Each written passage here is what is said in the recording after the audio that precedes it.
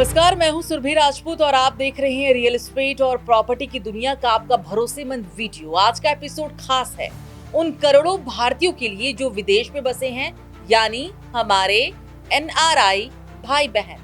सवाल बड़ा है, मैं विदेश में हूं, भारत आना मुश्किल है, फिर अपनी जायदाद और उसका उत्तराधिकार कैसे सुरक्षित करूं? आज इसी का पूरा जवाब आसान भाषा में, बने रहिए हमारे साथ। विदेश में बैठे बैठे भारत में अपनी संपत्ति का उत्तराधिकार सुरक्षित, अब हर काम के लिए हवाई जहाज पकड़ने की जरूरत नहीं। पावर ऑफ अटॉर्नी बनी एनआरआई का सबसे बड़ा हथियार, पर ध्यान रहे, संपत्ति बेचने वाली पीओए का रजिस्ट्रेशन अब अनिवार्य। ई स्टाम्पिंग और ऑनलाइन अपोस्टल ने खत्म किया कागजी झंझट, दस्तावेज अब मिनटों में, 24 घंटे। वीडियो केवाईसी के जरिए विदेश के अपने ड्राइंग रूम से ही खुलेगा एनआरई एनआरओ खाता, होगी दस्तावेजों की जांच। डिजिटल वसीयत और स्टेट प्लानिंग 2025 के नए नियमों ने बदल दिया उत्तराधिकार का पूरा खेल, एक खाते पर अब 4 नॉमिनी तक संभव। तो ये थी आज की 5 बड़ी सुर्खियां, अब इन्हें एक एक करके विस्तार से समझते हैं। पावर ऑफ अटॉर्नी यानी पीओए, एनआरआई का भरोसेमंद जरिया।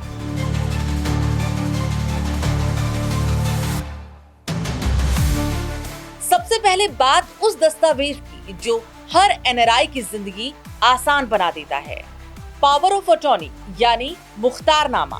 पावर ऑफ अटॉर्नी एक कानूनी दस्तावेज है जिसके जरिए आप विदेश में रहते हुए भारत में किसी भरोसेमंद व्यक्ति को अधिकार देते हैं कि वो आपकी ओर से संपत्ति, बैंकिंग या कानूनी काम संभाल सके। FEMA यानी फेमा यानी फॉरेन एक्सचेंज मैनेजमेंट एक्ट के नियमों के तहत एनआरआई को यह अधिकार मिलता है। अब इसके 2 मुख्य प्रकार समझ लीजिए। पहला, जनरल पावर ऑफ अटॉर्नी यानी व्यापक अधिकार, बैंकिंग, किराया वसूली, कानूनी मामले, कई काम एक साथ। दूसरा, स्पेशल या सीमित पावर ऑफ अटॉर्नी जो सिर्फ एक तय काम के लिए होती है, जैसे किसी एक संपत्ति की बिक्री।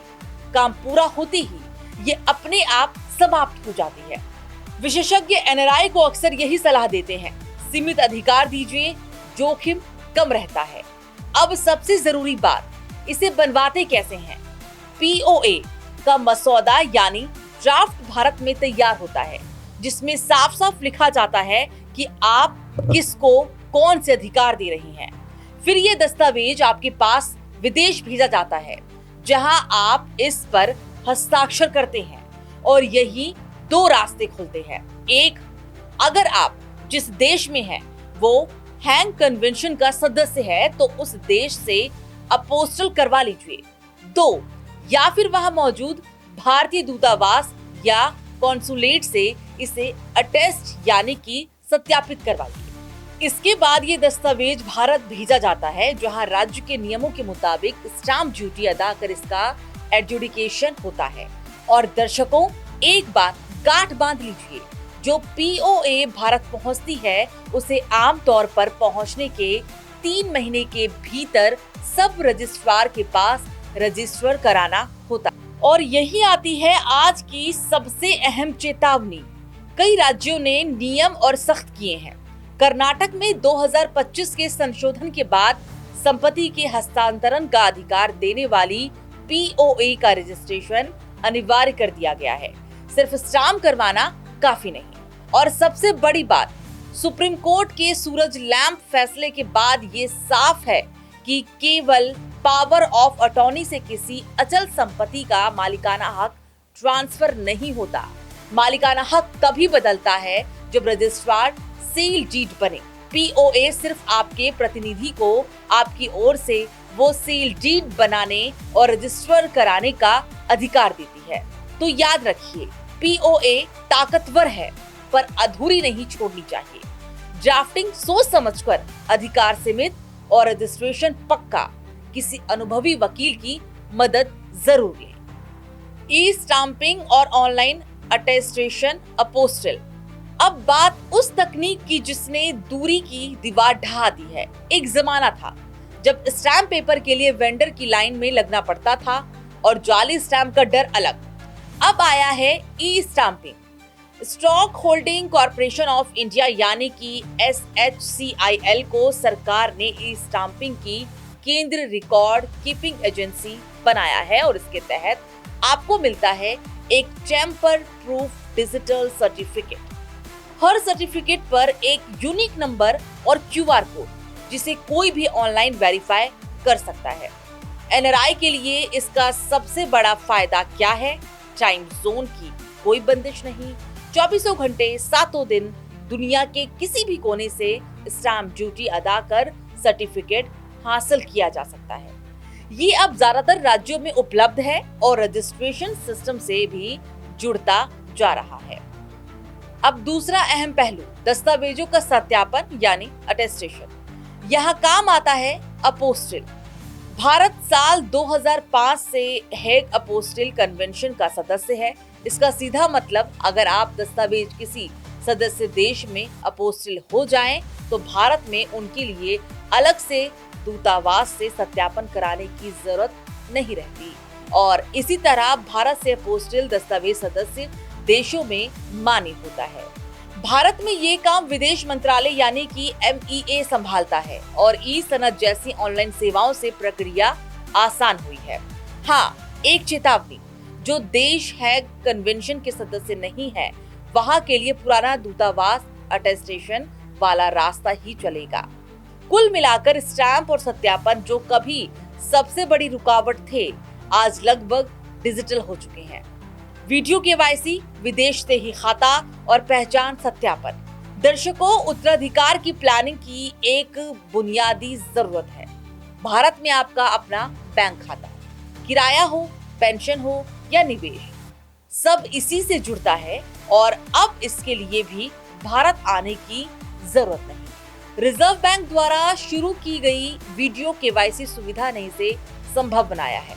ज्यादातर बैंक अब NRI को सुविधा देते हैं कि वे विदेश में अपने घर बैठे एक वीडियो कॉल पर अपनी पहचान और पते का सत्यापन पूरा कर ले। प्रक्रिया सीधी है। बैंक की NRI वेबसाइट पर फॉर्म भरिए, पासपोर्ट, विदेश पते का प्रमाण और पैन जैसे दस्तावेज अपलोड कीजिए और फिर एक वीडियो कॉल पर वेरिफिकेशन। आमतौर पर खाता 7 से 15 कार्य दिवसों में खुल जाता है। इसी तरह आप NRE, NRO या FCNR तीनों तरह के खाते खुलवा सकते हैं। सिर्फ और सिर्फ नया खाता ही नहीं, अगर आपका पुराना खाता है और KYC अपडेट यानी कि री-KYC करनी है तो वो भी कई बैंक ऑनलाइन और वीडियो के जरिए करा देते हैं। ध्यान रहे, समय पर KYC अपडेट ना होने पर खाते पर रोक लग सकती है। तो जो खाता और पहचान सत्यापन कभी हफ्तों की भागदौड़ मांगता था, अब वो वीडियो कॉल जितना आसान है। डिजिटल स्टेट प्लानिंग और वसीयत 2025 के नए नियम अब आते हैं सबसे जरूरी और सबसे संवेदनशील हिस्से पर, वसीयत और स्टेट प्लानिंग। क्योंकि पावर ऑफ अटॉर्नी आपको जीते जी काम आती है, लेकिन आपके बाद आपकी संपत्ति किसको मिलेगी ये तय करती है वसीयत। आप इन दोनों को आपस में गड़बड़ नहीं कर सकते। विशेषज्ञ NRI को सलाह देते हैं कि अपनी भारतीय संपत्तियों के लिए एक अलग वसीयत बनाएं ताकि विदेशी और भारतीय कानूनों के बीच उलझन ना हो। और याद रखिए, भारत में अचल संपत्ति का उत्तराधिकार भारतीय उत्तराधिकार कानूनों से ही तय होता है, चाहे आप दुनिया में कहीं भी रहते हो। अब 2025 के 3 बड़े बदलाव जो हर NRI को जानने चाहिए। पहला, रिपीलिंग एंड अमेंडिंग एक्ट 2025 के तहत भारतीय उत्तराधिकार अधिनियम की धारा 213 हटा दी गई है। इससे मुंबई, चेन्नई और कोलकाता से जुड़ी वसीयतों के लिए जो पुरानी अनिवार्य प्रोबेट की शर्त थी, उसका रूप बदला है। हालांकि विवादित या बड़ी संपत्तियों के मामले में प्रोबेट अब भी उपयोगी हो सकता है, इसलिए अपने मामलों पर वकील से जरूर राय लें। दूसरा, 1 नवंबर 2025 से एक राहत भरा नियम लागू हुआ है। अब एक ही जमा खाते पर आप 4 नॉमिनी तक नियुक्त कर सकते हैं, या तो हिस्सेदारी के प्रतिशत में या प्राथमिकता के क्रम में। तीसरा और सबसे गलतफहमी वाला बिंदु, नॉमिनी और वारिस एक नहीं होते। नॉमिनी सिर्फ एक कस्टोडियन होता है जो आपकी ओर से संपत्ति या रकम प्राप्त करता है। वो अपने आप मालिक नहीं बन जाता। असली मालिकाना हक तय करती है आपकी वसीयत। इसलिए सिर्फ नॉमिनी बना देना काफी नहीं, साफ वसीयत जरूरी है। अब बात डिजिटल टूल्स की। आज कई ऑनलाइन प्लेटफॉर्म एनआरआई को वसीयत बनाने, उसे सुरक्षित रखने और एस्टेट प्लानिंग में मदद करते हैं। वसीयत का रजिस्ट्रेशन अनिवार्य नहीं है, लेकिन विशेषज्ञ मानते हैं कि रजिस्टर्ड वसीयत को चुनौती देना मुश्किल होता है। दिल्ली हाई कोर्ट के एक हालिया मामले में भी रजिस्टर्ड वसीयत को तरजीह मिली और इस डिजिटल युग की एक नई सलाह अपनी एस्टेट प्लानिंग में डिजिटल एस्टेट का भी जिक्र की थी। ऑनलाइन बैंकिंग, ईमेल, निवेश खाते, क्लाउड स्टोरेज। ये बताइए कि इन तक पहुंच कैसे मिलेगी, पर सावधानी से। पासवर्ड सीधे वसीयत में मत लिखिए। वसीयत के नियम भी याद रखें। आपकी उम्र कम से कम 18 साल हो, आप स्वस्थ मन के हो, वसीयत लिखित हो और 2 गवाहों के हस्ताक्षर हो। और हाँ, संपत्ति का ब्यौरा साफ लिखिए, जैसे कि फलाह बैंक के खाते की इतनी रकम मेरे बेटे को। गोलमोल भाषा विवाद की जड़ बनती है। एस्टेट प्लानिंग टालने की जिद नहीं, ये आपके परिवार को सबसे कठिन वक्त में उलझन से बचाती है। भारत में भरोसेमंद प्रतिनिधि कैसे चुनें? अब आखिरी और शायद सबसे अहम सवाल, ये सारा अधिकार आप किसको सौंपें? क्योंकि पीओए हो या वसीयत का एग्जीक्यूटर, पूरी व्यवस्था की बुनियाद है भरोसा। कुछ जरूरी बातें ध्यान रखिए। एक, आपका प्रतिनिधि 18 साल से ऊपर और भरोसेमंद हो, आमतौर पर करीबी परिवार का सदस्य या कोई अनुभवी वकील। 2, अच्छा हो कि उसका स्थानीय पता उसी शहर या राज्य का हो जहां आपकी संपत्ति है, काम आसान रहता है। 3, अधिकार सीमित रखिए, पूरी जर्नल पीओ देने के बजाय जहां संभव हो किसी एक काम के लिए स्पेशल पीओ दीजिए। 4, पीओए को रिवोकेबल यानी कि रद्द किए जाने योग्य रखिए ताकि भरोसा डगमगाए तो आप उसे वापस ले सके। 5, और दोहराते हैं, संपत्ति बेचने के लिए जर्नल पीओए पर अंधा भरोसा मत कीजिए। मालिकाना हक सिर्फ रजिस्टर्ड सेल डीड से ही बदलता है। यानी सही व्यक्ति चुनिए, अधिकार नाप तोल कर दीजिए और सब कुछ कागज पर साफ रखिए।